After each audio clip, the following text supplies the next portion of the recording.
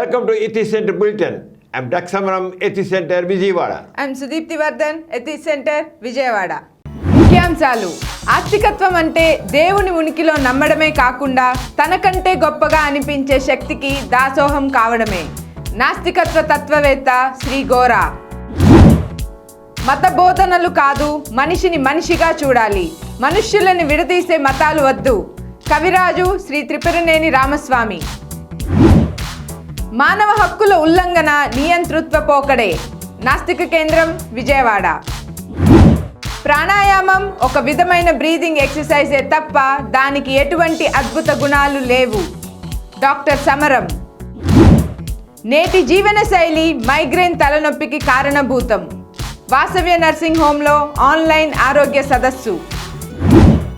Gora Saraswati Gora international atheist research centre నిర్వహిస్తున్న certificate graduation కోర్సుల పట్ల అమితంగా ఆసక్తి చూపిస్తున్న యువత. ముఖ్యాంశాలు చూశారు కదా, ఇక వాటి వివరాల్లోకి వెళ్దాం. డాక్టర్ గారు, ఆస్తికత్వం అంటే దేవుని ఉనికిలో నమ్మకమే కాకుండా తనకంటే గొప్పగా అనిపించే శక్తికి దాసోహం కావడమే అని గోరా గారు అన్న మాటలను కాస్త వివరించండి. నిజమేనమ్మా. ఆస్తికులు తీసుకుందాం. ఆస్తికులు ఏమనుకుంటారు? దేవుడు ఉన్నాడు. దేవుడు మానవులందరూ కూడా నిమిత్త మాత్రులు. దేవుడు సర్వశక్తివంతుడు, సర్వవ్యాప్తము అనుకుంటారు. అసలు దేవుని శక్తి చాలా గొప్పది. మానవ శక్తి నథింగ్, ఏం లేదు. అసలు మానవుడు నిమిత్త మాత్రుడు. అంచేత ఆస్తికత్వం అంటే కేవలం దేవుడు ఉన్నాడు అనుకోవడమే కాదు, తక్కిన కొన్ని దేవుడికి కానీ దైవశక్తులు కానీ అలాగే పరిస్థితులు కానీ అన్నిటి దాసం అయిపోవడమే ఆస్తికత్వం అంటే. మనం అర్థం చేసుకోవాలంటే దేవుడికి దాసోహం, పరిస్థితుల దాసోహం, తనకు మించిన శక్తులని దాసోహం అనుకుంటాడు అని. అది ఆస్తికత్వం అంటే. అంటే మనిషిలో శక్తి లేదు, శక్తిహీనుడు, దేవుడు మాత్రం సర్వశక్తివంతుడు. అది ఆస్తికత్వం అంటే. ఆస్తికత్వం అంతా ఏముంది? మనిషి పరాధీనత, దాసోహం, తనేం చేయలేడు, నిమిత్త మాత్రుడు అనుకుంటాడు. కానీ నాస్తికత్వంలో కాదు. నాస్తికత్వం దేవుని ఉనికిని అంగీకరించదు. దేవుడు లేడు అంటుంది. ఆస్తికత్వం పక్క మనిషి నిమిత్త మాత్రుడు, నువ్వు నీకంటే మించిన శక్తులకి దాసోహం, నువ్వేమి చేయలేవు, నీకేమి చేత కాదు, నువ్వేం చేయలేవు అంతే, నువ్వు అల్పుడివి అంటుంది ఆస్తికత్వం. నాస్తికత్వం ఏం చేస్తుంది? దేవుడు లేదు, ఇవంతా ఒట్టి దైవం అనేది ఒట్టి అబద్ధం, కల్పన, ఊహ మాత్రమే. అంచేత ఏదైతే నువ్వు చేయలేవుంటుందో ఆస్తికత్వం, దేనికైతే నేను దాసోహం ఉంటుందో, దేన్నైతే నువ్వు నీకు చాలా గొప్ప శక్తులు అనుకుంటాయో వాటన్నిటి మీద ఆధిపత్యం సంపాదించాలి నువ్వు అంటుంది నాస్తికత్వం. ఆధిపత్యం, అక్కడేమో దాసోహం, ఇక్కడ ఆధిపత్యం. ఏదైతే ఆస్తికత్వంలో మనిషి చేయలేడు, కుదరదు, నువ్వు వాడు లొంగి ఉండాల్సిందే, నువ్వు లొంగిపోవాల్సిందే, నువ్వు వాడు లొంగిపోవాల్సిందే, పరిస్థితులు లొంగిపోవాల్సిందే, ఇవన్నీ ఆస్తిక ధోరణి. ఇది ఆస్తిక. నువ్వు దేనికి నేను ఒక వరదలు వస్తాయి, నువ్వేం చేయలేవు, తుఫాన్లు వస్తాయి, నువ్వేం చేయలేవు, పిడుగులు పడతాయి, నువ్వేం చేయలేవు, నువ్వేం చేయలేవు. అవి చాలా గొప్పవి, నీకు వాటిని ఏమి జయించలేవు అన్నత. వాటి మీద ఆధిపత్యం సాధించడం నాస్తికత్వం. దానికోసం స్వేచ్ఛగా ఆలోచించడం నాస్తికత్వం. ఆస్తికత్వంలో స్వేచ్ఛ లేదు, బానిసత్వం కదా, బానిస కదా మనిషి, అలా పడుంటాడు. స్వేచ్ఛాయుత భావనలు వాళ్ళలో ఉండవు ఆస్తికుల్లో. నాస్తికుల్లో స్వేచ్ఛాయుతమైన భావనలు ఉంటాయి. స్వేచ్ఛ, ఆధిపత్యం. ఆధిపత్యం అంటే దేని మీద ఆధిపత్యం? నువ్వు పనికిరావు, అవి నిన్ను ముంచేస్తాయి, దేవుడు నిన్ను ముంచేస్తాడు, లేకపోతే దైవశక్తులు నిన్ను తొక్కేస్తాయి. ఈ పరిస్థితులను తొక్కేస్తాయి అని వాటి మీద ఆధిపత్యం సంపాదించడమే నాస్తికత్వం. పూర్వకాలం ఆది మానవుడు తన అడవిలో ఉన్నప్పుడు తను వరదలు వస్తుంటే, వర్షాలు వస్తుంటే, పిడుగులు వస్తుంటే ఏం చేయలేకపోయాడు. అవి ఓ గొప్ప అనుకున్నాడు. మొట్టమొదటిలో అంతే అలా అనుకున్నాడు. అలా యుగాలుగా వాడు అలా పడున్నాడు. కానీ ఎప్పుడైతే వాడు మేధస్సు మొదలైందో, ఆలోచన మొదలైందో, దాంతో ఏం చేశాడు? ఏం కాదు, నేను వీటి మీద ఆధిపత్యం సాధిస్తాను. దేనికైతే నేను ఇంతకాలం దాసోహమై ఉన్నానో ఆ దాసోహమైన దాని మీద నేను ఆధిపత్యం నేను నన్ను రక్షించుకుంటాన్నాడు. అక్కడ స్వేచ్ఛాప్రవృత్తి, నాస్తికత్వం స్వేచ్ఛాప్రవృత్తి. అందుకే ఏం చేశాడు వాడు? కొండల్లో ఇల్లు కట్టుకోమని పెట్టాడు. కొండ గుహలు కట్టి గుహల్లో ఉండమని పెట్టాడు. గుహల్లో అంటే పిడుగు చేయలేదు, మెరుపు ఏం చేయలేదు అంతే. ఏంటి అంతవరకు? పిడుగుపాటికి, మెరుపులకి, వాటికి వాడు లొంగిపోసి వచ్చేది. కానీ కొండ గుహలకు తవ్వుకుని దాంట్లో కూర్చో అంటే ఆధిపత్యం సాధించాడు. వరదలు వచ్చాయి, ఇంకోటి వచ్చాయి, ఇంకొంత ఎత్తువేరు కూర్చున్నాడు, తెలుసుకున్నాడు. అంతవరకు వరదలు వస్తే ఏం చేయలేదు, నాకు చేత కాదు, ఇంతే పడుండాలి, నాకు ఇంకో మార్గం లేదు, అంతే మామూలుగా ఉన్నాను, వస్తే కుట్టుకుపోవడం అనుకున్నాడు. అలాగా చిన్న ఆనకట్టలు కట్టుకున్నాడు, ఇంకోటి కట్టుకున్నాడు. స్లోగా మనిషి ఈ యుగాలు నడిచేకల్లా ఎప్పుడైతే మనిషిలో స్వేచ్ఛ వచ్చిందో, స్వేచ్ఛగా ఆలోచించాడో, ఆ దాసోహం అనేది పోయిందో, దాంతో ఆధిపత్యాన్ని సాధించాడు. తాను ఎక్కడైతే లొంగాల్సి వచ్చినా లొంగిపోవాలని ఆసక్తి చేస్తుంది, నువ్వు నిమిత్తమవుతుంది, నీకేం శక్తి లేదు, శక్తిహీనుడు ఏం చోట శక్తిహీనుడు కాదు, శక్తివంతుడిని చూపించింది నాస్తికత్వం. అది అంటే నాస్తికత్వం ఆస్తికత్వం పదాలు తెలియవు. కానీ మన నాగరికత పెరుగుతున్న కొద్దీ, సైన్స్ అండ్ టెక్నాలజీ పెరుగుతున్న కొద్దీ అన్నిటి మీద ఆధిపత్యం సాధించాడు నాస్తికం. అంటే నాస్తికత్వం పెరుగుతున్న కొద్దీ నాగరికత పెరుగుతుంది. నాగరికత అనేది మనిషికి మంచిగా తీసుకెళ్తుంది. నాగరికత ఉన్న శిఖర సుఖవంతంగా తీసేది నాగరికతను. ఏదో కొత్త బట్టలు వేసుకోవడం, ఏదో తయారవడం, చూటు బూటు వేసుకోవడం, అది కాదు నాగరికత. తన సౌఖ్యాన్ని పెంచుకోవడం, తనకు రక్షణ నేర్పించుకోవడం, దాని బతుకును బాగుపరుచుకోవడం, ఈ వ్యాధుల మీద, వీటి మీద, వాటి మీద వాడి ఆధిపత్యం సంపాదించడం. పూర్వకాలం వస్తే అమ్మవారు, నేనేం చేయలేను, మా శుచివాది వచ్చినా ఇంకోటి వచ్చినా ఆడ దాసం అయిపోయేవాడు. కానీ ఎప్పుడైతే వాళ్ళు నేను దాసోహం కాదు, I can change, I can attack అనుకున్నాడు. నేను దాని మీద సుప్రీమసీ సంపాదిస్తాను, నేను అధీనం తెచ్చుకుంటాను. అదే నాస్తికత్వం అంటే. అంటే నాస్తికత్వం అంటే ఎంత మేరకు ఆస్తికత్వం మనుషుల్ని అణిచి ఉంచాలనుకుందో అంత దేనికైతే దాసం వాళ్ళని చెప్పిందో, దేనికైతే ఆస్తిభావాలు ఉన్నాయో వాటన్నిటి మీద తిరుగుబాటు చేసి ఆధిపత్యం సంపాదించడం, స్వేచ్ఛగా చేయడం అదే నాస్తికత్వం. దేవుడు ఉన్నాడని అంటే దేవుడు లేనప్పుడు దేవుడు నన్ను ఏమి చేయలేని కొరకు దైవం ఒకటి అబద్ధం అని చెప్పనుకున్నాడు. ఈ పరిస్థితులను మార్చేది ఇది.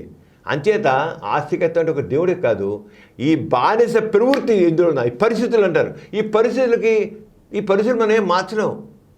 ఈ పరిస్థితులు పరిస్థితి దాసం అవ్వాల్సిందే. పరిస్థితులు మనం మార్చలేం. ఆ పరిస్థితి ఎలా ఉంటే మనం అనే భౌతికవాదం ఉన్నారు. పరిస్థితుల ప్రకారంగా మనిషి బతుకుంటుంది. ఈ పరిస్థితులు కూడా నేను మారుస్తాను అనుకుంటే ఆ పరిస్థితులను మారుస్తాడు. పరిస్థితులకి దాసం అవడం ఆస్తికత్వం, పరిస్థితుల్ని తనకు అనుకూలంగా దాని మీద ఎదురెడ్డి వాటిని మార్చడం నాస్తికత్వం. అంటే నాస్తికత్వం అనేది స్వేచ్ఛ. నాస్తికత్వం అనేది ఎక్కడైతే తను అణిచిపెట్టి ఉంటాయో, ఎక్కడైతే దాసం కావాలంటాయో వాటి మీద ఆధిపత్యం సాధించడం నాస్తికత్వం. అది లేకపోతే ఏమైపోయింది? ఇంతకాలం నుంచి ఆస్తిక భావాలు ఉండేవాడికల్లా కొంతమంది తెలివిగల వాళ్ళు ఏం చేశారంటే మనుషుల్ని బానిసలు చేసి పరిచారు. ఆ బానిసగా ఉన్నవాడు ఎందుకని నేను ఇంతే, నేను నిమిత్తమాత్రుని, నేనేం చేయలేను, నాకు ఇంతే, నా పునర్జన్మ నా నుదిటి రాత, ఈ భావాలతో పడున్నాడు. దాంతో తెలుగు వాళ్ళు ఎక్సర్సైజ్ చేసి బానిసలో చేసి బానిస వ్యాపారం చేశారు. ఒక గొర్రెల్ని, ఒక గేదెల్ని, ఒక మేకల్ని తీసుకెళ్ళి మార్కెట్లో అలా అమ్ముతారో ఆ బానిసలు తీసుకుని అమ్మేసేవాళ్ళు బానిసలు. అంచేత ఈ ఆస్తిక సమాజంలో బానిసల చేత చైనా వాళ్ళు కట్టించారు, టెంపుల్ గిల్లు కట్టించారు, అనేక చర్చిలు కట్టించారు, అనేక దేవాలయాలు కట్టించారు. ఎవరి చేత కట్టించారు? బానిసల చేత కట్టించారు. పెద్ద పెద్ద కట్టించిన బానిసల చేత కట్టించారు. ఎలా? ఎందుకని? అవన్నీ చూసి ఆహా చైనా వాళ్ళు అంటాం, గోడ చైనా కూడా, కానీ వెనకాల చేసిన బాని ఆ రంగా అటు నల్ల జాతి వాళ్ళని తీసుకొచ్చి తెల్ల జాతి వాళ్ళు వాళ్ళ ఆధిపత్యంతో చేసి వీళ్ళు అంతే అనుకున్నాం, మేము నల్లటి వాళ్ళం, మాకేం లేదు, మేము బానిసలం అనుకున్నాడు. ఈ బానిస ప్రవృత్తి, ఈ బానిసత్వం ఎంత ఎందుకు వచ్చింది అంటే ఆస్తిక భావం వల్ల. ఎంత మేరకు వీటి మీద ఆధిపత్యం సాధించడానికి మనిషి కృషి చేసి వచ్చాడో అంత మేరకు నాగరికత పెరిగింది, అంత మేరకు మనిషి సౌఖ్యం వచ్చింది, అంత మేరకు మనిషికి గౌరవం వచ్చింది, అంత మేరకు సమానత్వం వచ్చింది. అంచేత ఆస్తికత్వం అనేది దాసోహం, నిమిత్త మాత్రం చేయడం మనిషిని. కానీ మనిషిని ఎక్కడ అణిచిపెట్టారో అది దేవుడు కావచ్చు, దైవశక్తులని చెప్పేవి కావచ్చు, బాబా లాంటి వాడు కావచ్చు, స్వామీజీలు కావచ్చు, వాళ్ళకి దాసోహం కాదు వాడు. అలాంటి వేయలేవు అసలు. నేను ఐ కెన్ అనుకుంటే అవుతుంది. అలా చేసే దట్ ఈజ్ ఎథిజం. గోరా గారి విషయం గురించి చాలా స్పష్టం చెప్పారు. ఆస్తికత్వం అంటే బానిస ప్రవృత్తి, నాస్తికత్వం అంటే స్వేచ్ఛా ప్రవృత్తి, స్వేచ్ఛగా చేయడం. ఆస్తికత్వం అంటే ఆస్తికత్వం అంటే సుప్రీంస్, ఏదో కొన్ని శక్తులు ఉంటాయి మనిషిని నడిచిపెట్టాయి, వాటి మీద విజయం సాధించడం, ఆధిపత్యం సాధించడం నాస్తికత్వం. గోరా గారు చాలా స్పష్టంగా చెప్పారు ఇలాంటి విషయాలన్నింటి కూడా. అందుకే ఎప్పుడైతే మనం అలా ఆలోచిస్తామో నాగరికత ఇంకా చక్కగా వస్తుంది, అందరికీ సమానమైన అవకాశాలు వస్తాయి, సమాన సౌఖ్యం వస్తుంది, సమానత్వం వస్తుంది, సంఘదృష్టి వస్తుంది, వ్యక్తి గౌరవం వస్తుంది, రియాలిటీకి మంచి వాస్తవికతకి మంచి స్థానం వస్తుంది. డాక్టర్ గారు, మన ప్రతి బులెటిన్లో సామాజిక పురోభివృద్ధికి, మానవ కళ్యాణానికి తోడ్పడిన ఒక ప్రముఖ మహనీయుని గురించి చెప్పుకుంటున్నాము. ఈసారి ఎవరి గురించి చెప్తున్నారు? సుదీప్తి, ఈసారి గొప్ప మానవతావాది, హేతువాది, కవిరాజుగా ప్రసిద్ధి చెందినటువంటి త్రిపురనేని రామస్వామి గారి గురించి తెలుసుకుందాం. త్రిపురనేని రామస్వామి గారిని రామస్వామి చౌదరిని కూడా అంటారు. ఆయన చిన్నప్పుడు ఉండొచ్చు అని పేరు వెనకాతల.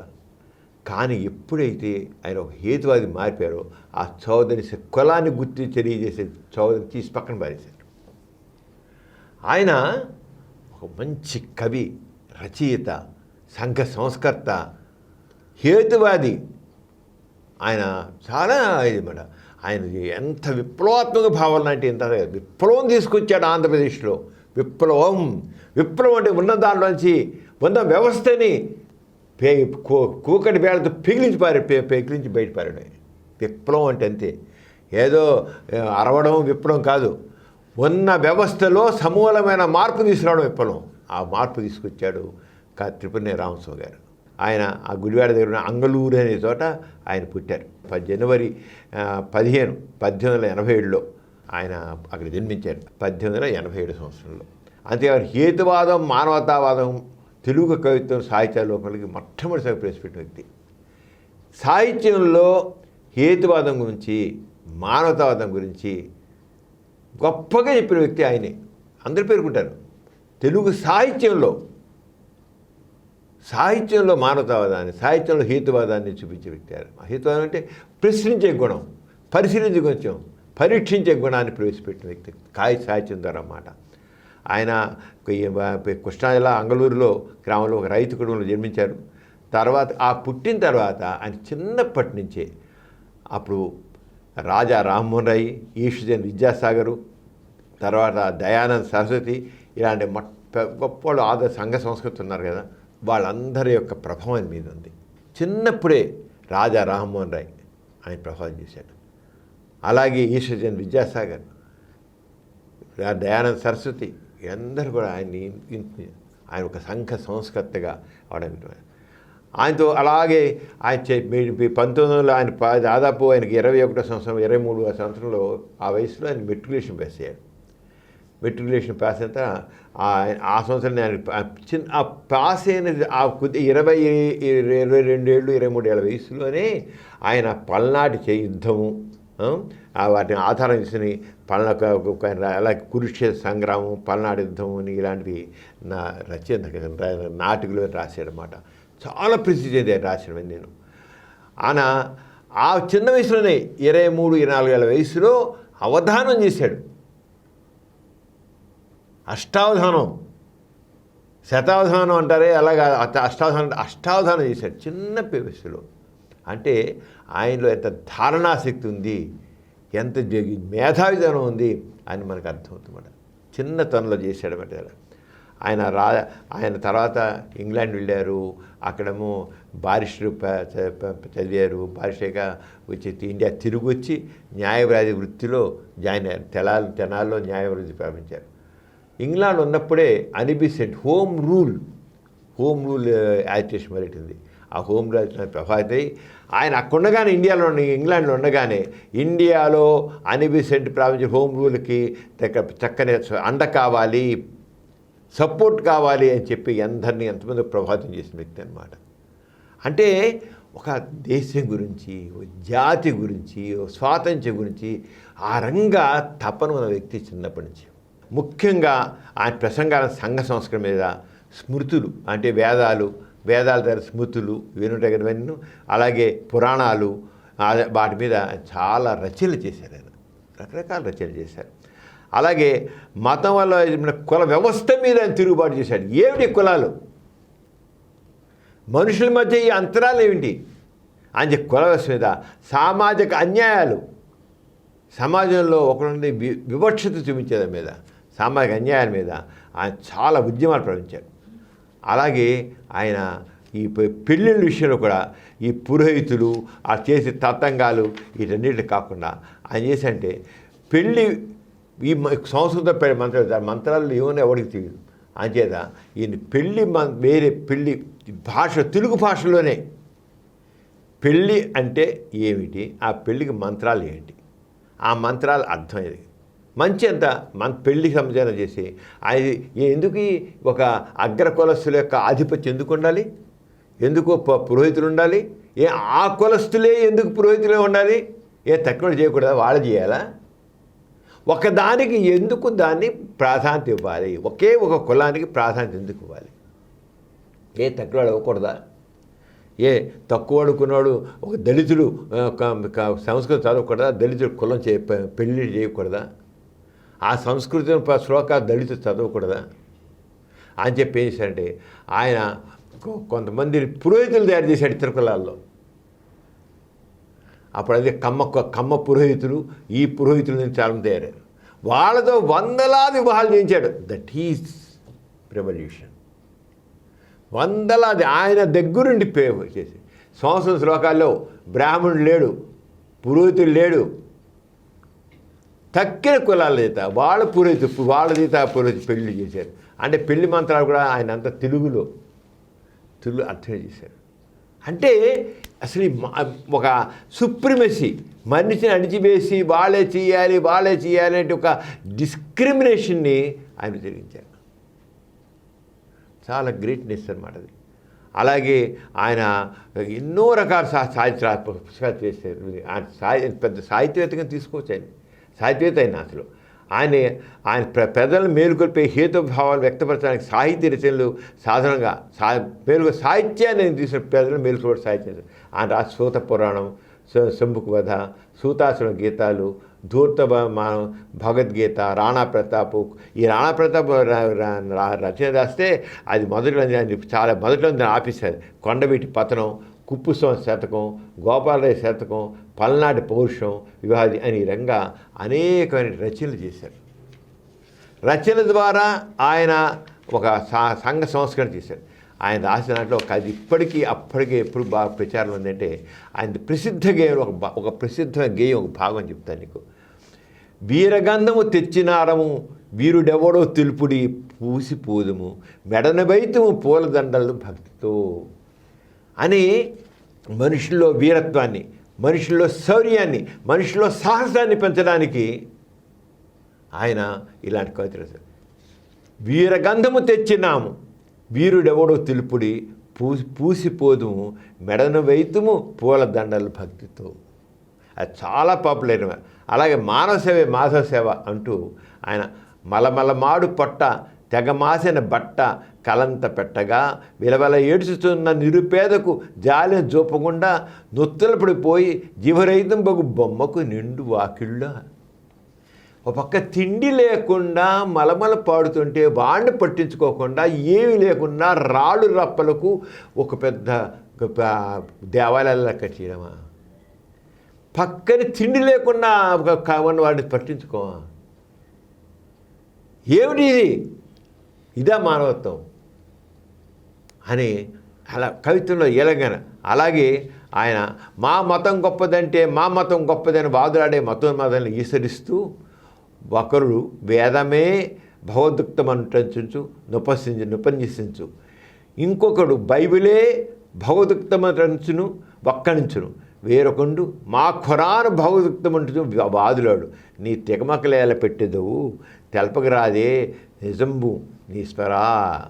ఒకడేమో వేదాలు చాలా గొప్ప, అవి దేవుడే వేదాలని పలికాడు, దేవుడే పలికాడు అని ఒకడంటే, ఖురాను అది భగవత్ సృష్టి అని ఒకడంటే, బైబిలు దేవుని వాక్కులను చెప్పే దైవ వాక్కులను చెప్పే వీళ్ళుంటే ఏంటి ఇది అసలు? ఏంటి వాదులు ఆడుకోవడం? ఏంటి దేవుళ్ళు? ఇంతమంది దేవుళ్ళు ఏంటి? నిజం చెప్పరా ఈశ్వరా అని పది అంటే ఆయన రాసిన ఎంత ఇదిగా అన్నమాట. తిప్పినేని రామస్వామి గారి ఒక పెద్ద కుమారుడు తిప్పినేని గోపిచంద్ర గారు మంచి రచయిత, ఆయన ఒక సాహితీవేత్త, అందరికీ తెలుసు. తిప్పినేని గోపిచంద్ర గారు ఇప్పుడున్న తరం వాళ్ళందరికీ బాగా తెలుసు. ఆయన తెలుగులో ప్రప్రథమ మనస్తత్వ నవలు రాశాడు ఆయన, అసమర్థుని జీవయాత్ర అని రాసి తెలుగు సాహిత్యంలో చెరగను ముద్రేశారు. అలాగే ఈ తరానికి బాగా తెలిసి మరొక వ్యక్తి అంటే తెలుగు చలనచిత్ర నటుడై తిప్పినేని సాయిచంద్. ఆయన రామస్వామి గారి యొక్క తిప్పినేని రామస్వామి గారి మనవడు. ఆయన ఆ సాయిచంద్ మన నాసికేంద్రలో నడిపినటువంటి వాసవి విద్యాలయంలో ఆయన చిన్నప్పుడు చదువుకున్నాడు. సాయిచంద్ ఇక్కడ మన నాసికేంద్రకు సంబంధించి నాసికేంద్రలో నడుతున్నాడు సాయిచంద్. ఇక్కడ అంతా మెట్రికులేషన్ చదివేడుతున్నాడు. గోరా గారి దగ్గర ప్రభావితుడు ఏంటి మనకు అందరికీ బక్క మొత్తం సాయిచంద్ అన్నమాట. అంటే గోపిచంద్ గారు బాగా తెలుసు మనకి, రామస్వామి గారు తిరుపతి రామస్వామి గారు తెలుసు బాగా, నాసికేంద్ర బాగా పరిచయం ఆయన సాయిచంద్ కూడా. సాయిచంద్ ఇక్కడే మన దగ్గర చిన్నప్పటి నుంచి వయసు పెరిగేవాడు, చాలా మొదటి నుంచి స్పార్క్ ఉన్న వ్యక్తి, మంచి స్పార్క్. అతను అంటే తిరుపతి రామస్వామి గారి మనవుడు సాయిచంద్ అన్నమాట. ఆ రంగా ఎంతో ఇదిగా వీళ్ళందరూ కూడా ఏంటంటే ఈ సమాజం కోసం, ఈ జనం కోసం, ఈ మార్పు కోసం వాళ్ళు పరితమించే వ్యక్తులు. ఈ జనంలో మార్పు రావాలి, జనం బాగుపడాలి, మోక్షం పోవాలి, మన సమార్థం కావాలి అని ప్రతి మహనీయులందరూ వాళ్ళందరూ బాటలో నడిస్తే సమాజం చక్కగా అభివృద్ధి చెందుతుంది. ఏ సమాజాన్ని కోరుకున్నారో, ఏ విప్లవం రావాలో కోరుకున్నారో ఆ విప్లవం వస్తుంది. అప్పుడు సమాజం ఏర్పడుతుంది. ఎథీస్ సెంటర్ బులెటిన్లో చిన్న విరామం.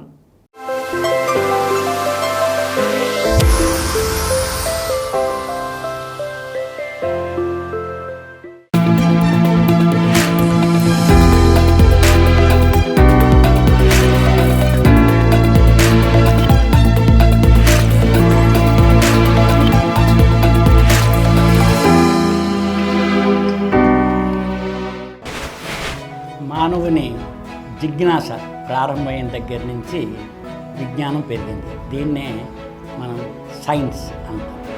గ్రీసు వారే ఎర్లీ పార్ట్ అంటే పూర్వకాలపు ఆలోచనలో ఉన్న ఖగోళ విజ్ఞానాన్ని ఎక్కువగా డెవలప్ చేశారు. మన శుక్రగ్రహం కూడా భూమిని పోలినట్లే ఉంది. ఎందుకంటే చాలా వరకు భూమి లాంటి పోలికలే ఉన్నాయి. సూర్యుని చుట్టూ దీర్ఘ వృత్తాకారంలో అంటే మామూలుగా సర్క్యులర్గా కాకుండా కాస్త ఇలాంగేటెడ్ సర్కిల్, దాన్ని మనం ఎలిప్స్ అంటాము. వాళ్ళు తిరుగుతూ ఉంటాడు. దగ్గరగాను దూరంగాను సూర్యుడికి వస్తూ ఉంటాడు. దూరానికి దగ్గరికి మధ్యన కనుక తేడా చూసినట్లయితే 2,60,00,000 మైళ్ళు దాని యొక్క పాత్.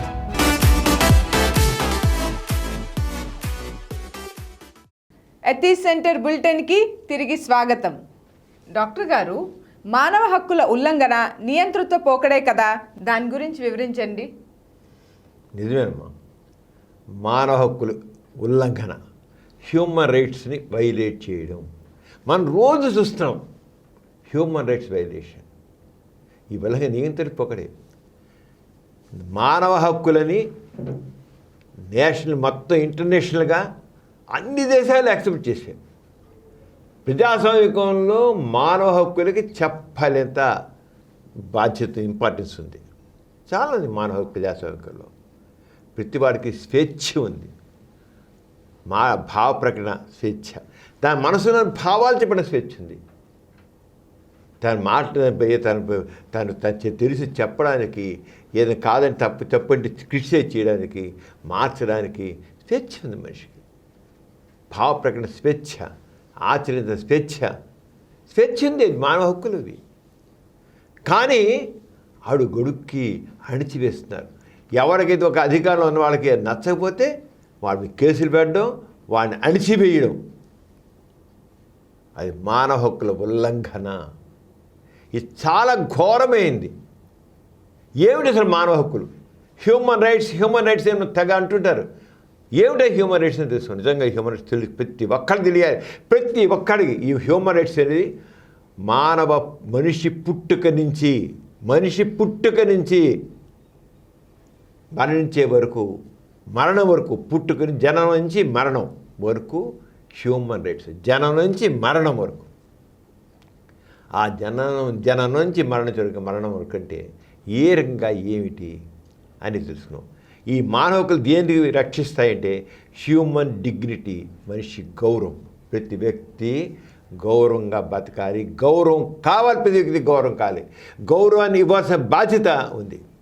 హ్యూమన్ రైట్స్లో నేను గౌరవం పొందడానికి నాకు ఇప్పుడు కొన్ని మనం చూస్తాం, ఒక పెత్తందారులు ఉంటారు, ఏరా అని మాట్లాడతారు. ఒరేయ్ ఏరా, ఏమే అని మాట్లాడతారు. అరే వాట్ ఇస్ దిస్? వాడి మనిషి అందరూ సమానం, ఏరా ఏమే, అలా కులం పేరు పెట్టి ఫలానా ఒక దళితులైతే కులం పేరు పెట్టి వాళ్ళని మాట్లాడడం, హీనంగా మాట్లాడడం. ఏమిటిది? మానవ కాదు, హీనంగా మాట్లాడడం. ఒక దళిత స్త్రీ ఉంటే వసేయ్ ఏమే అని మాట్లాడు. అది హ్యూమన్ రెస్పెక్ట్కి, హ్యూమన్ డిగ్నిటీకి భంగం. హ్యూమన్ రైట్స్ మనకు తెలియదు.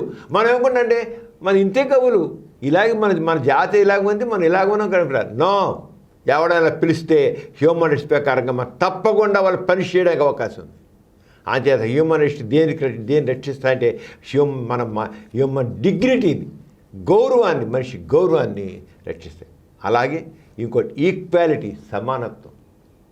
వాడు డబ్బు ఉండొచ్చు, వాడు లక్షాది కావచ్చు, కోటీశ్వరుడు కావచ్చు, వాడు కూలివాడు కావచ్చు,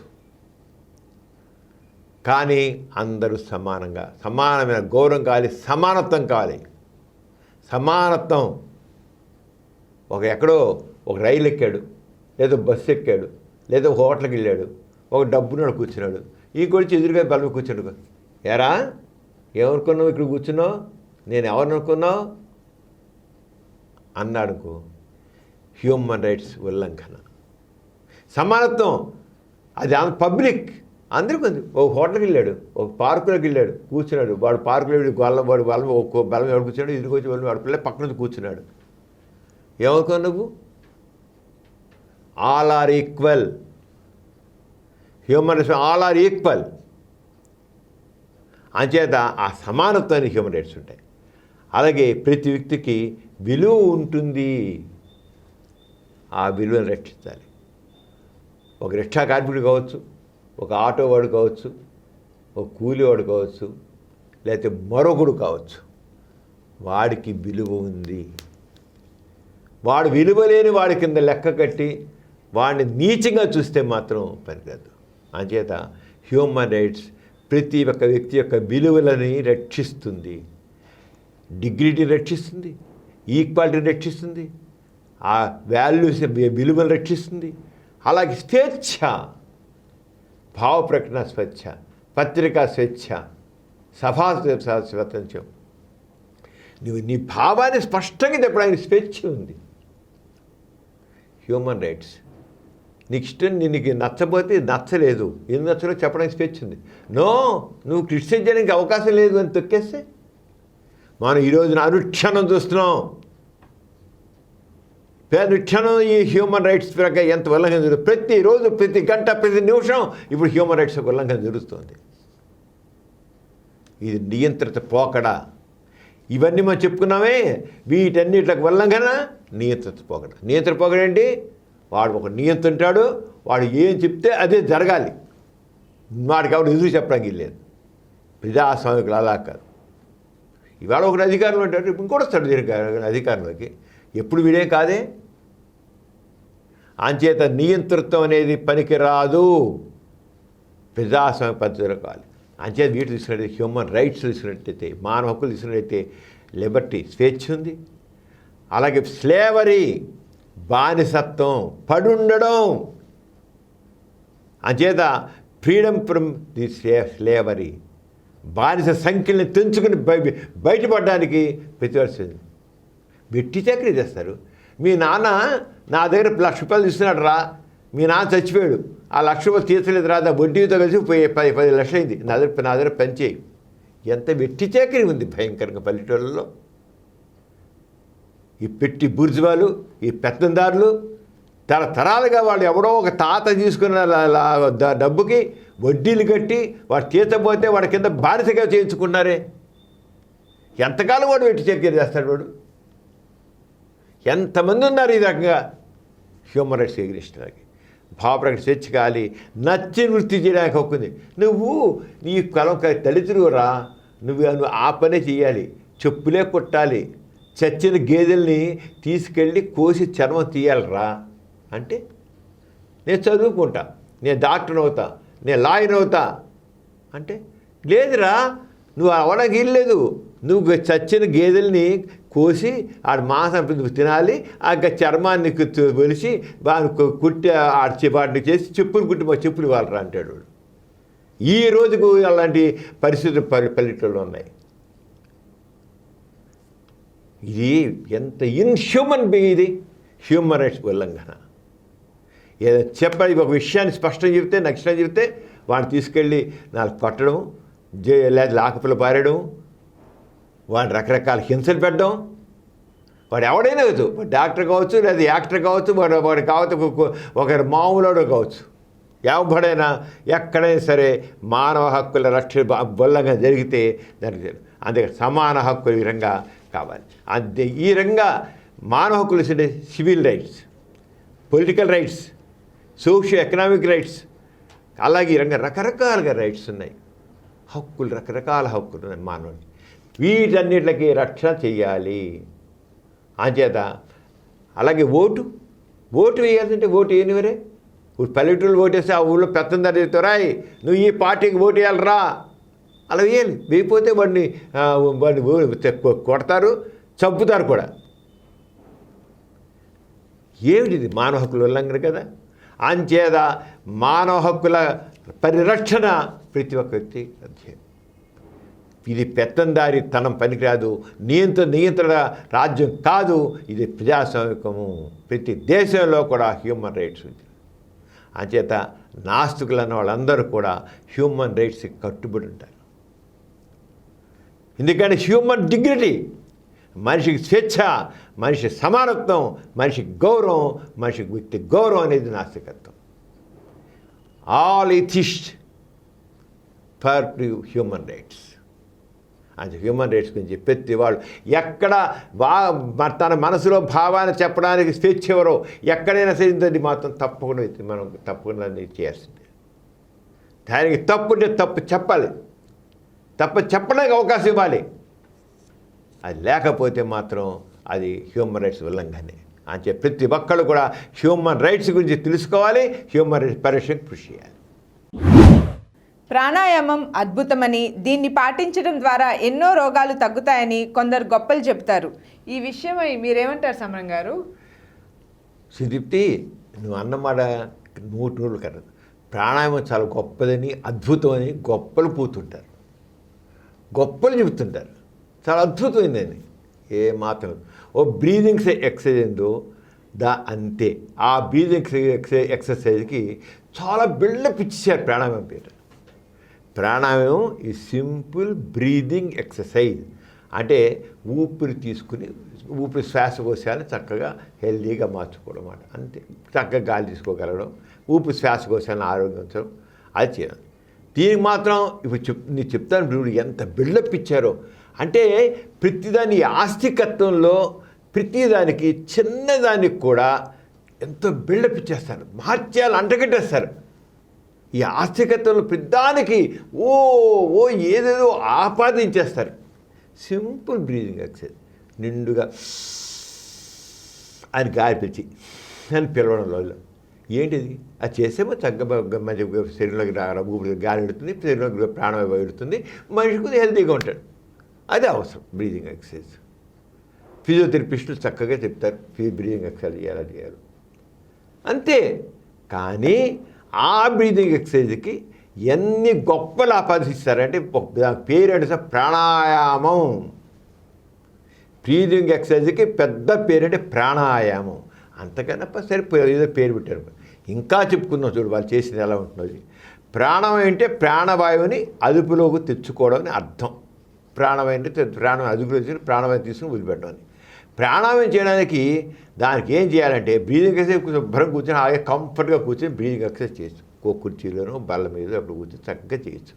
కానీ ఈ ప్రాణాయామాన్ని బిల్డప్ ఇచ్చిన తర్వాత ఈ బిల్డప్ ఇచ్చినప్పుడు ఏం చేయాలంటే ప్రాణాయామం చేయడానికి నేల మీద దుప్పటి పరిచి చాపరుచుకోకూడదు, వాళ్ళు నేల కూర్చోకూడదు, దుప్పటి పరిచి దాని మీద ప్రశాంతంగా కూర్చోవాలి. పద్మాసనం వెయ్యాలి. తెలిసిన పద్మాసనం వేయాలి. పద్మాసనం వేసిన తర్వాత తల నిఠారుగా నిలిపి బొటనవేలు చూపుడు వేలు కలిపి అరచేయి పైకెత్తి వచ్చే విధంగా మోకాళ్ళపై చేతులు ఆనించాలట. చూసుకో.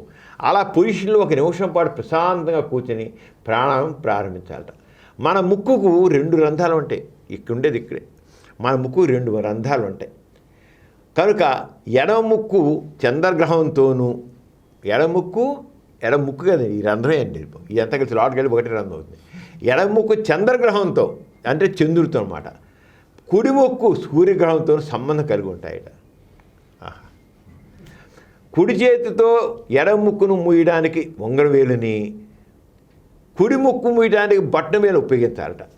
ఈ పొజిషన్లో కూర్చున్న తర్వాత మొదటిగా 2 ముక్కు రంధ్రాల ద్వారా ఊపిరితిత్తుల్లో ఉన్న గాలిని వేగంగా బయటకు వెళ్ళి కుడి ముక్కుని బొటన వేలుతో మూసి ఎడమ ముక్కు ద్వారా నిదానంగా గాలిని ఊపిరితిత్తులోకి పీల్చాలట. దీన్ని పూరకం అంటారట.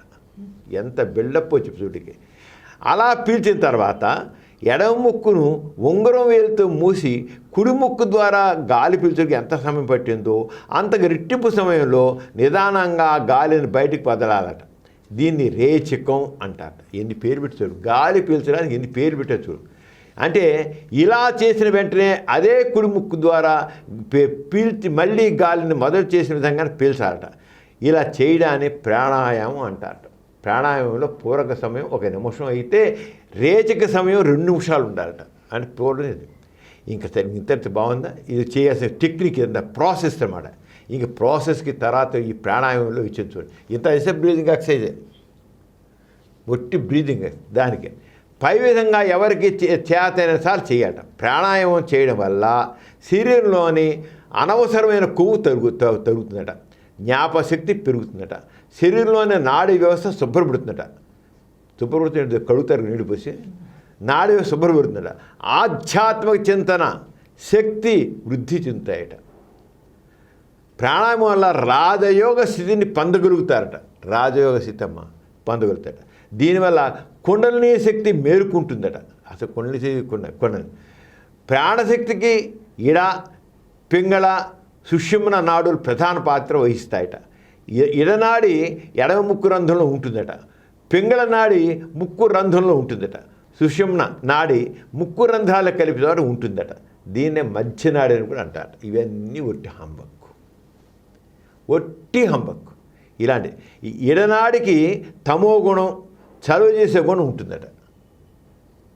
నాడు చూడు ఇవన్నీ ఏం లేదు. ఇంతసేపు ఇదో గ్రంథం దీనికి నాడులు గ్రహాలు చంద్రగ్రహణం చంద్రగ్రహం సూర్యగ్రహం గ్రహాలు, మళ్ళీ సూర్యగ్రహం అంటే నక్షత్రం, అసలు సూర్యగ్రహం అంట చెప్పడం చూడు. అసలు ఈ ప్రాణాలు చెప్పడం ఏంటి, మన చెప్పేవాడు వివేకం వినేవాడికి వివేకం లేదు అన్నట్లు ఉంటుంది. చెప్పాడు బుద్ధి లేదు, వినేవాడు కూడా వివేకం లేదు ఎట్లాగా. కానీ వివేకం లేకుండా చేసేస్తారు ఈ ఆస్తికులు. ఏదో ఒక కేవలం బ్రీదింగ్ ఎక్సర్సైజ్కి ఎంత బిల్డప్లో చూడు. ఇడనాడికి తమో గుణం చలవ చేసే గుణం ఉంటుందట. మనలోని ఆలోచనలు మనసులపై ఇది ఆధిపత్యం చేస్తుందట. పింగళ నాడి రజోగుణం వేడి చేసే గుణం కలిగి ఉంటుందట. ఇది శరీరం ప్రాణశక్తి మీద ఆధిపత్యం చేస్తుందట. సుషుమ్న నాడి మనిషిని మోక్ష మార్గం వైపు పయింపజేసే శక్తి కలిగి ఉంటుందట. దీన్ని బ్రహ్మనాడి అని కూడా అంటారట. మోక్షం చనిపోయిన తర్వాత డైరెక్ట్గా వీళ్ళు భగవంతుని దగ్గర వెళ్ళిపోతారు. మోక్షం ఇక మళ్ళీ జన్మంటూ ఉండదు. చేసిన బ్రీదింగ్ ఎక్సర్సైజ్ చెప్పినవి చూసుకో, చివరికి మోక్షాన్ని కూడా తీసుకెళ్ళి పెట్టేశారు. బిల్డప్లు ఎలా ఉంటాయి నీకు అర్థమవుతుంది. చేయండి రా, బ్రీదింగ్ ఎక్సర్సైజ్ చేయండి, బ్రీదింగ్ ఎక్సర్సైజ్ ఆరోగ్యం తగ్గగా ఉంటుంది, ఒంట్లో గాలి పగిలుతుంది చెప్పచ్చు. కానీ ఇవన్నీ ఎందుకు ఇన్ని బిల్డప్లు? అంచేత కుడి ముక్కు ఎడముక్కు అని వేరువేరుగా లేవు. ఇది రంధ్రం, ఇది రంధ్రం, మధ్యలో చేయాలి గోడ మాత్రమే, ఇంతకని లేదు. ఇవన్నీ కూడా ఇక్కడున్న ఇక్కడ ఈ దాటలుగానే అంతగా ఒకటే మన థ్రోట్, ఫారింగ్స్ అంటాం. అన్నీ వెళ్ళిపోయి అక్కడి నుంచి ఇది ఈ ట్రేకిలకు వెళ్ళిపోతాయి. ఇంకే అక్కడే అడ్డాలు లేవు. ఇక్కడివరకే ఇక్కడికి ఈ ముక్కు నిలవడం కోసమని ఈ షేప్ కోసమని ఈ ముక్కు మధ్య ఒక గోడ నేసల్ సెప్టం ఉంటాం. ఇది ఏంటి షేప్ కోసం ఉంచింది అంతే. లేకపోతే చప్పిడి ముక్కు, ఆ చప్పుడు ముక్కు లేకుండా కోసమని మధ్యలో ఊరికే సెప్టం ఒకటి వచ్చింది అంతే. లేకుండా కూడా పుట్టేవాళ్ళు ఉన్నారు. చైనా వాళ్ళు చూసుకుంటే చప్పుడు ముక్కులు ఉంటాయి వాళ్ళకి. ఆడికి చాలా చిన్నదిగా ఉంటాం, మధ్యలో ఉండిపోతుంది. అంతేకాదు అది ముక్కు కాకుండా పోలా, వాళ్ళకి ఇలాగే గాలి తీస్తారు. వాళ్ళు మన తెక్కడంలాగే గాలి పీస్తారు, దాకేం లేదు. అదే అది వెన్నీలు. అలాగే ఈ కుడిముఖ రంధ్రాలు ఇవన్నీ మామూలుగా వెళ్ళిపోతాయి. దీనికి లేని ఇంకా గాలి ఈ దీంట్లో పిలిచి దీంట్లో వదలం, దీంట్లో పిలిచి దీంట్లో వదలం, ఇది మీనింగ్లెస్. ఎందుకంటే ఇలాగే ఈ కలిపి మన పారాగ్రాఫ్ వచ్చిందంతా మళ్ళీ రంధ్రాలు బయటకు వస్తాయి, రంధ్రాలు లోపల పిలుస్తాం అంతే. వదలడానికి పీల్చడానికి ఈ రంధ్రాలతో సంబంధం లేదు. అంటే ప్రాణాయామం అన్నదానికి ఎన్ని రకాలుగా వస్తాయి. అంచేత ఎడమ ముక్కు రంధ్రంలో ఇడనాడి, కుడి ముక్కు రంధ్రంలో పింగళ నాడి, ఆ వెనక సుషుమ్న నాడి అనే నాడులు ప్రత్యేకంగా ఏమీ లేవు. ఇడనాడికి తమోగుణం, పింగళ నాడికి రజోగుణం, సుషుమ్న నాడికి మోక్ష మార్గం అంటూ ఇవేవో గుణాలు అర్థం లేనివి.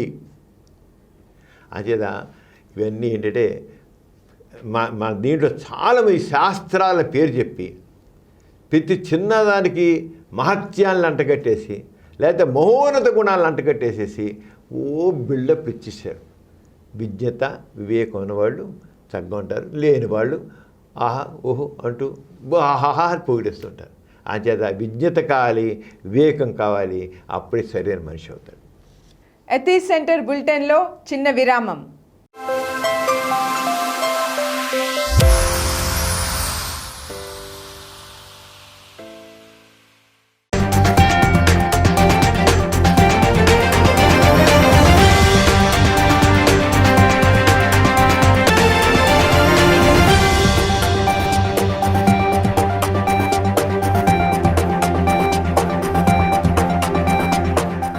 డాక్టర్ సమరం మల్టీ ఛానల్ నెట్వర్క్ తరపున మీ అందరికీ స్వాగతం.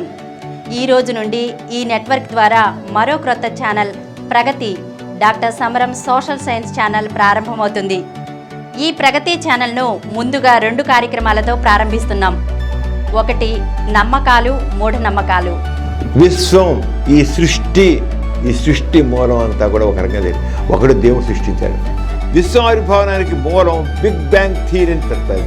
కానీ ఈ రోజుకి ఎవరన్నా ఖండించలేకపోతారు. ఎందుకంటే ఏదైతే బిగ్ బ్యాంగ్ థియరీని ప్రతిపాదించడం జరిగిందో ఆ బిగ్ బ్యాంగ్ థియరీకి సంబంధించి కనబడుతున్నాయి. ఈ నమ్మకం అదే కరెక్ట్ అనుకుని మూఢంగా నమ్ముతూ అలాగే ఉండాలని మూఢనమ్మకం అంటారు. నేను నమ్మింది నే పట్టి ముందేడికి 3 కాళ్ళను సామెత ఉంది. ఆ రకంగా నేను నమ్మిందే నిజం అనుకుంటాడో ఎప్పుడు అనుకుంటాడో, తాను ఎప్పుడైతే మార్చుకోడో అది మూఢనమ్మకం. దేవుని మహిమలు, స్వర్గం, నరకం, పూర్వజన్మ, పునర్జన్మ, అదృష్టం, దురదృష్టం, జాతకాలు, జ్యోతిష్యాలు, అతిశక్తులు, మంత్రాలు, యంత్రాలు, వీగులు, తాయెత్తులు ఇవన్నీ కూడా మూఢనమ్మకాలు. డాక్టర్ సమరం గారు సమాజంలోని అనేక మూఢనమ్మకాలను విశ్లేషిస్తూ రూపొందించిన నమ్మకాలు మూఢనమ్మకాలు కార్యక్రమం ప్రతి బుధవారం ఉదయం 7:30 ప్రసారమవుతుంది. 2. భారతదేశంలో సంఘ సంస్కరణోద్యమాలు. ప్రపంచ దేశాలకు నాగరికత నేర్పిన దేశం భారతదేశం. కొన్ని అమానుషమైనటువంటి ఆచారాలు అతలాకుతలం చేసే అంటరానితనం, స్త్రీకి విద్య లేకపోవడం, సతీ సహగమనం, జోగిని వ్యవస్థ, దేవదాసి వ్యవస్థ, ఇలా చెప్పుకుంటూ పోతే ఒకటా రెండా ఎన్నెన్నో. శ్రీ చిల్లగట్టు శ్రీకాంత్ కుమార్ గారి సమగ్రమైన వివరణతో రూపొందించిన భారతదేశంలో సంఘ సంస్కరణోద్యమాలు ప్రతి సోమ శుక్రవారాల్లో ఉదయం 7:30 ప్రసారమవుతుంది.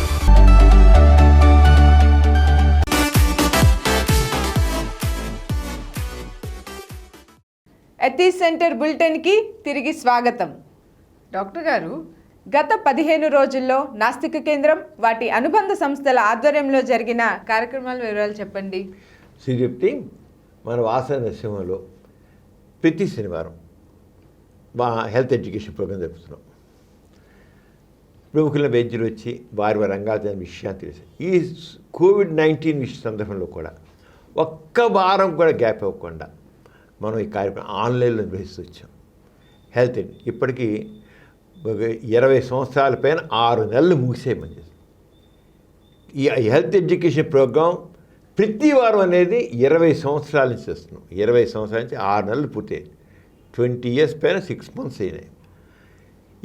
ఈ దీంట్లో ఈయన్ని పరిష్కరించుకుని వాసవ్య హెల్త్ ఎడ్యుకేషన్ ప్రోగ్రాంలో జూన్ 20 జరిగిన 1066వ వీక్లీ ప్రోగ్రాంలో పార్శ్వ నొప్పి అని చెప్పిన ప్రముఖ న్యూరాలజిస్టు డాక్టర్ సిహెచ్ మురళి గారు ప్రసంగించారు.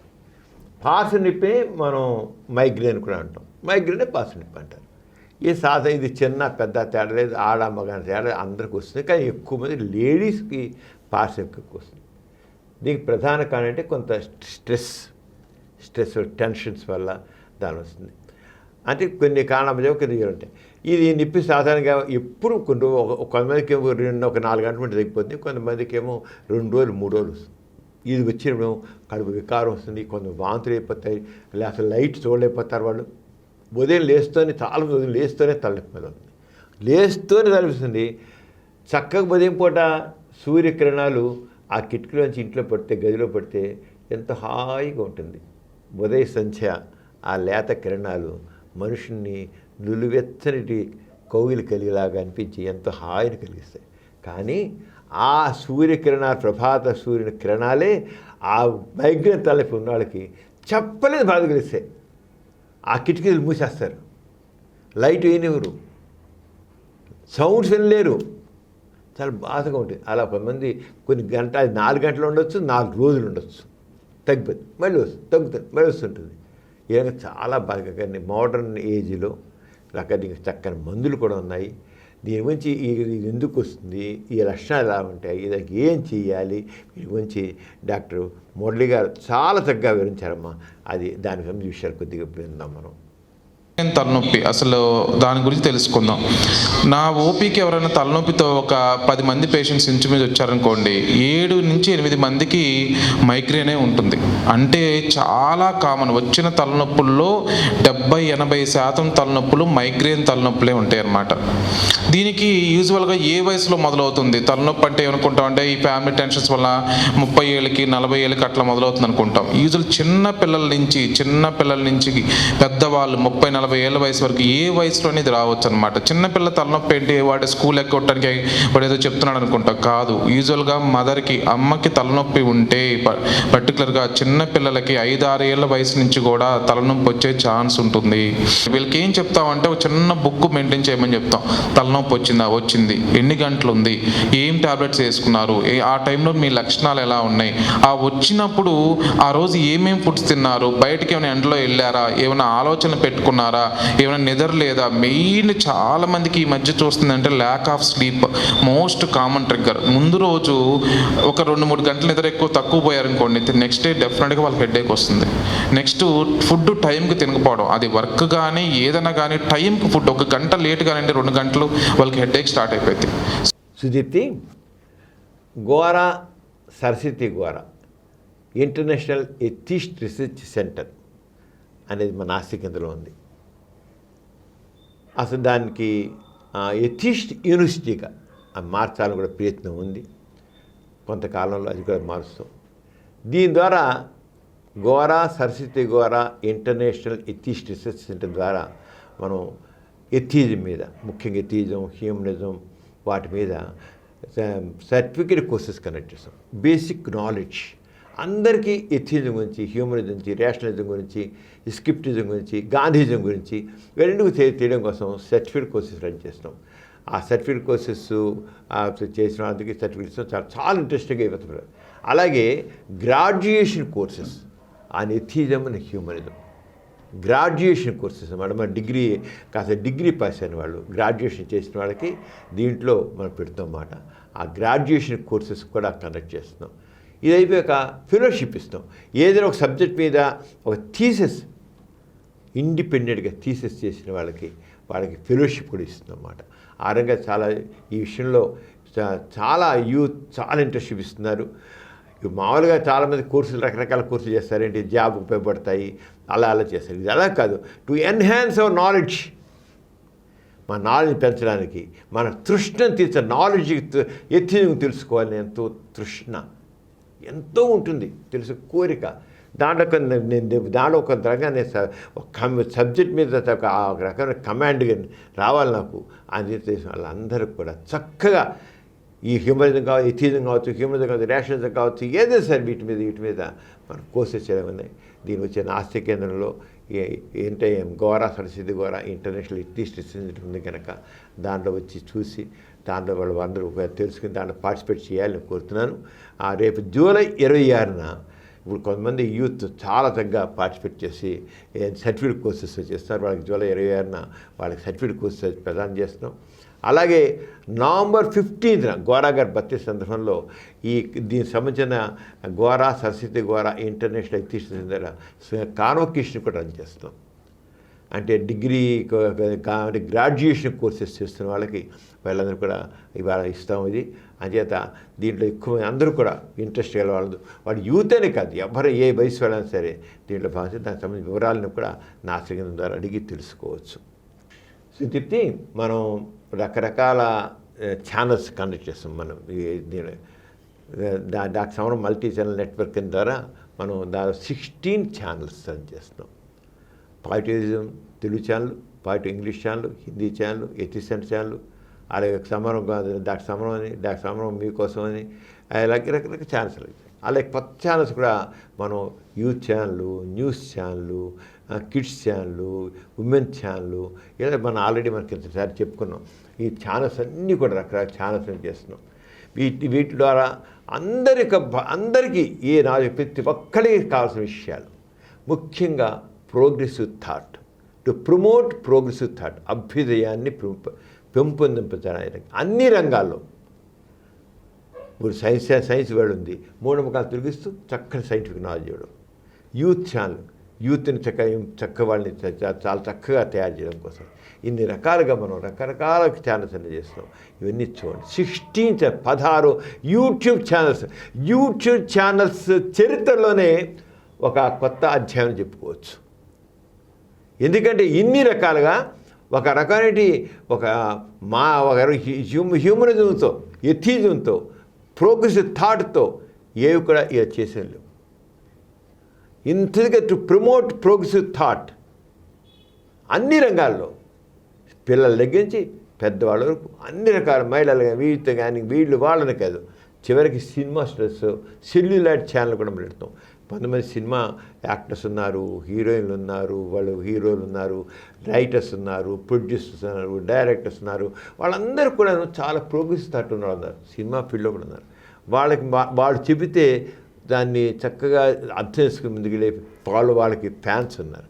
వాళ్ళందరూ కూడా ఇన్స్పైర్ చేయడం కోసం త్వరలోనే ఈ సినిమా హీరోల చేత, అలాగే సినిమా రైటర్స్ చేత, అలాగే సినిమా మ్యూజిక్ డైరెక్టర్స్ చేత, వాళ్ళందరి చేత కూడా వాళ్ళ ఇంట్రెస్ట్, ముఖ్యంగా వాళ్ళల్లో ఉన్నటువంటి ఈ అభ్యుదయ భావాలను పైకి తీసుకురావడానికి, అభ్యుదయ భావాలని అందరికి తెలియజేయడం కోసమని సెల్యులాయిడ్ ఛానల్ వస్తుంది.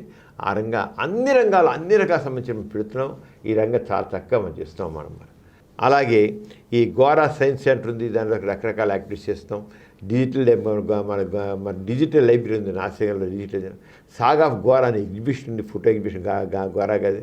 అలాగే బాపు దర్శనం ఉంది, వాస మెడికల్ హెల్త్ ఎగ్జిబిషన్ ఉంది. ఈ రంగా ఎన్నో యాక్టివిటీస్ మన ఎథిక్స్ సెంటర్ ఇది వైబ్రెంట్ ఆర్గనైజేషన్. చాలా యాక్టివిటీస్ జరుగుతుంటాయి, అందరూ దాంట్లో పాల్గొనవచ్చు. అలాగే ఎథిక్స్ సెంటర్ ఫేస్బుక్ ఒకటి ఉంది, ఫేస్బుక్ పేజ్ ఉంది. అలాగే ఎథిక్స్ సెంటర్ వెబ్సైట్ ఉంది, వీటి ద్వారా అన్ని విషయాలు తెలుసుకోవచ్చు. అందరూ కూడా దీంట్లో భాగస్వాములు కావాలని, ఒక ఎథిక్సాన్ని, హ్యూమనిజాన్ని, రేషనలిజాన్ని, ఒక అభ్యుదయ భావాన్ని ముందు తీసుకెళ్ళడానికి అందరూ కూడా భాగస్వాములు కోరుతూ మీ దగ్గర సెలవు పుచ్చుకుంటున్నాను. జై ఇన్సాన్. జై ఇన్సాన్.